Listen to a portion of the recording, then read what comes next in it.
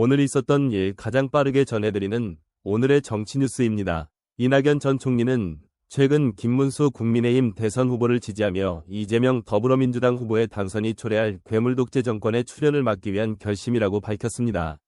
이 전 총리는 김문수 후보의 청렴성과 행정 전문성을 높이 평가하며 그의 공직 경력 동안 보여준 서민 친화적 행정과 주요 정책 성과를 강조했습니다. 특히 평택 반도체 단지 조성과 GTX 광역철도 추진 등 실질적인 업적을 언급하며 김 후보의 리더십을 신뢰한다고 덧붙였습니다. 이 전 총리는 이재명 후보가 입법부와 행정부를 장악한 상태에서 사법부까지 통제하려는 시도가 건국 이래 처음 있는 위험한 상황이라고 지적했습니다.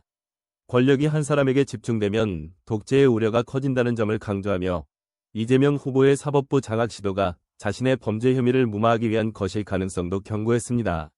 또한 민주당 내부에서조차 이러한 위험성을 비판하는 목소리가 나오지 않는 현실을 절망적으로 평가했습니다.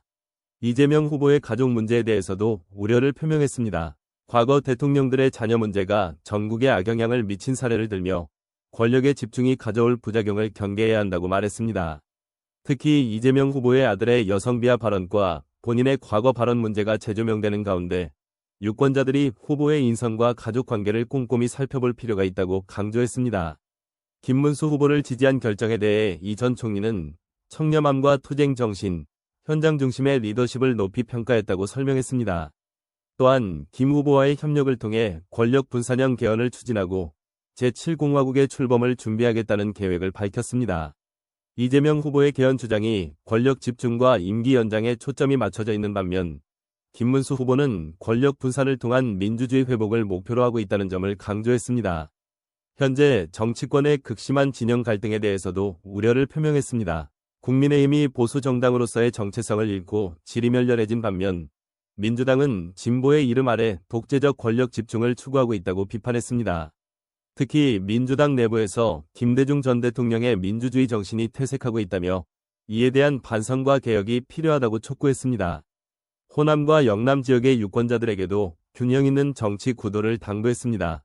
한쪽으로 지나치게 쏠리는 유권자 분포가 지역과 국가 발전에 도움이 되지 않는다며 다양한 의견이 경쟁하는 건강한 민주주의를 강조했습니다.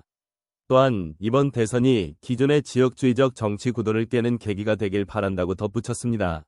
민주당 동지들의 비난과 조롱에 대해서는 안타까움을 표시했습니다. 자신의 결정이 김대중 정신을 계승한 것이라며 오히려 민주당이 독재의 위험성을 외면하고 있다고 지적했습니다. 만약 김대중 전 대통령이 살아계셨다면 현재 민주당의 행보를 비판했을 것이라고 확신한다고 말했습니다. 마지막으로 유권자들에게 적극적인 투표 참여를 호소했습니다. 윤석열 정부의 실책을 반성하더라도 또 다른 독재를 막기 위해 반드시 투표에 참여해야 한다고 강조했습니다. 특히 사전투표를 하지 않은 유권자들에게 본 투표일에 꼭 참여해 줄 것을 당부하며 대한민국의 미래를 위해 신중한 선택을 해달라고 말했습니다. 이낙연 전 총리는 이번 대선이 민주주의의 위기보다는 회복의 기회가 되어야 한다고 강조했습니다. 권력의 분산과 제도 개혁을 통해 진정한 선진국으로 나아가야 한다는 김대중 전 대통령의 정신을 계승하겠다는 의지를 다시 한번 밝혔습니다. 영상이 유익했다면 구독과 좋아요 부탁드립니다. 구독자 여러분 항상 감사합니다.